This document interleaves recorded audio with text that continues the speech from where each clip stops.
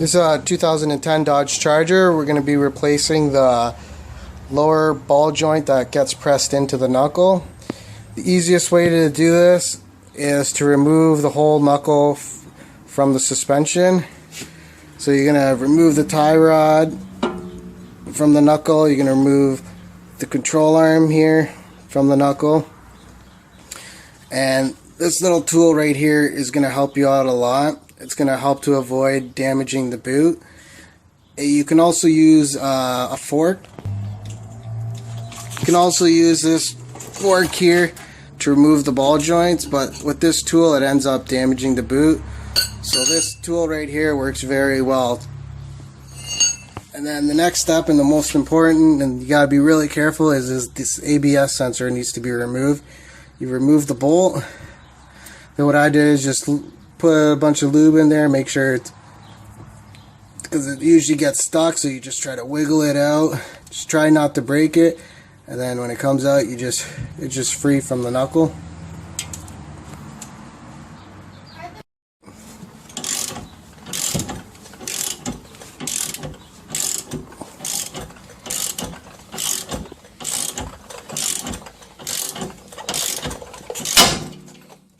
And now the ball joint is separated from the knuckle, as you can see here. And now this is a trick to get it out of the knuckle. Put the jack underneath the strut.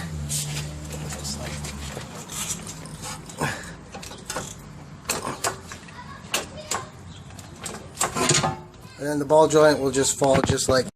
The ball joint will just fall just out like that.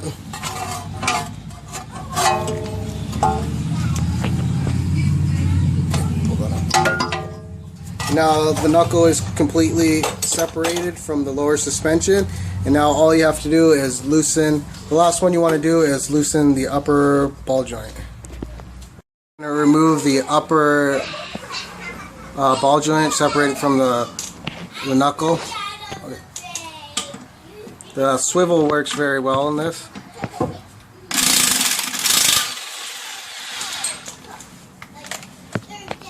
So we've removed the nut, and now you just bang it on the side and it should just fall out. And there you go, it just falls out just like that.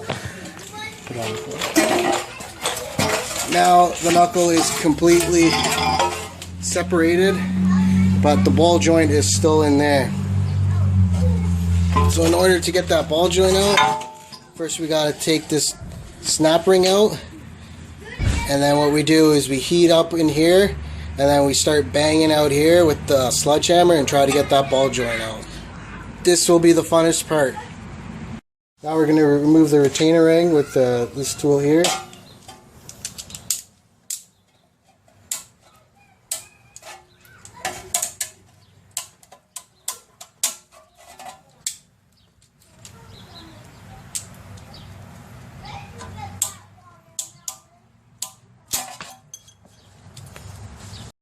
So now we're going to start with trying to get this ball joint out.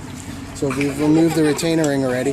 So what I like to do is rip the boot out, because we're going to have to heat it up and the boot's going to create a lot of smoke. So what I do is just rip the whole boot out. Try to get as much of the grease out, because we're going to be heating it up. It's going to create quite a bit of smoke. See how loose this is? That means it's really worn out, right? Just going to try to clean some of that grease out before I heat it up. So I've cleaned it all out now. What we're going to do is we're going to heat this area up, and then with the hammer just going to keep banging this way. So we just got to keep heating it up and keep banging it until it comes out. What I found was easier was to unbolt the plate here, so that it's sitting nice and not sitting on the plate.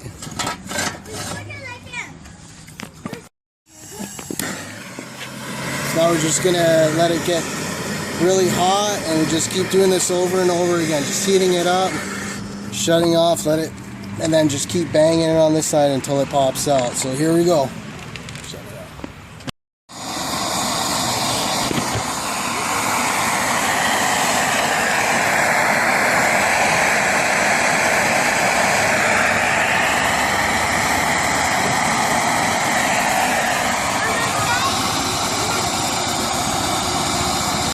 now what I've done, I've flipped it over, and the more you heat it up, the easier it is going to be to get the ball joint out.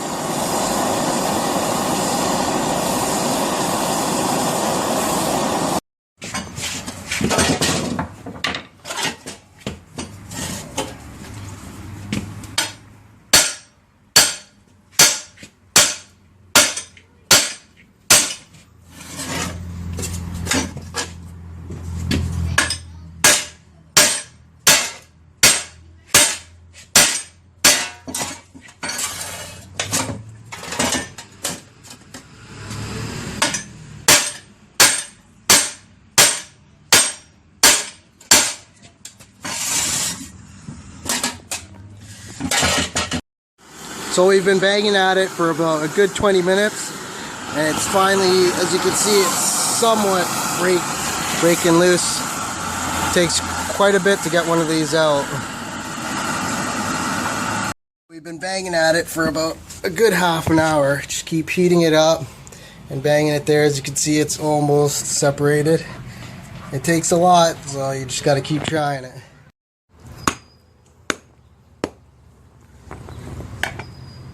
Good? Yep.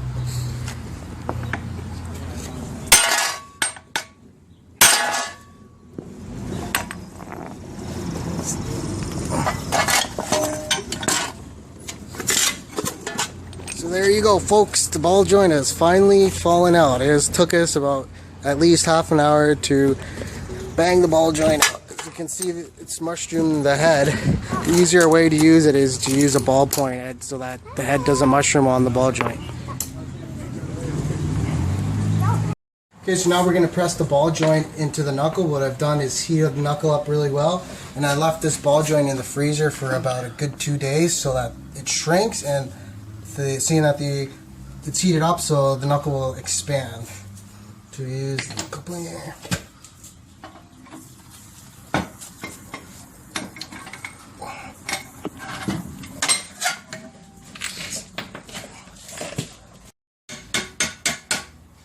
Tap it a little bit to put it in place.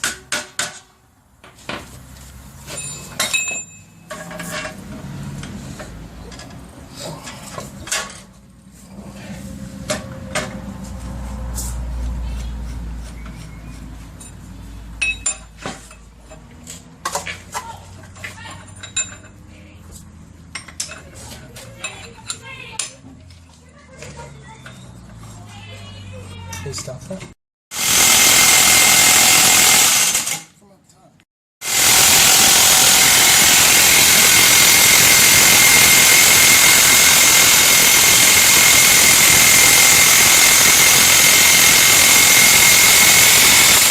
See, now it's nice and flush. The ball joint's onto the knuckle.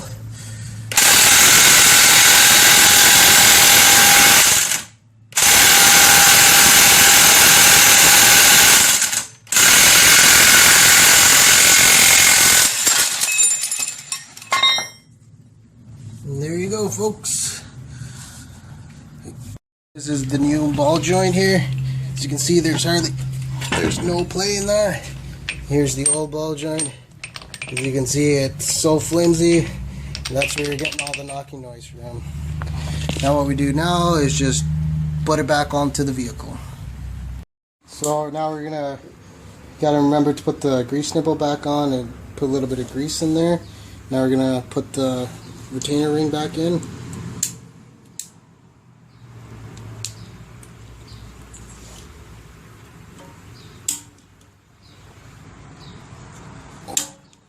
There you have it.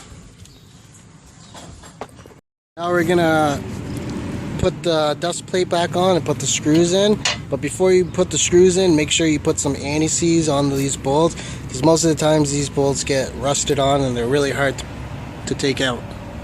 Now we're gonna put it back on. The easiest way to do this, just hold it and get the upper one put in first. The swivel really works very well. Tighten it a little bit. If it spins, you're gonna have to put a socket in here and then turn it with a wrench if it's spinning.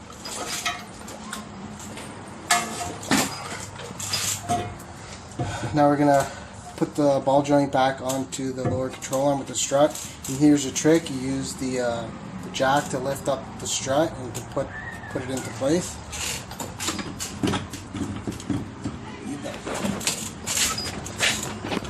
A little closer. Yeah, right there.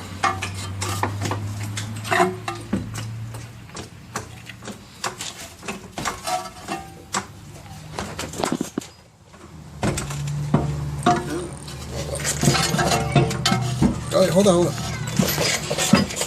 Bring it down a little bit. Slowly, nicely. Alright, now it's in there.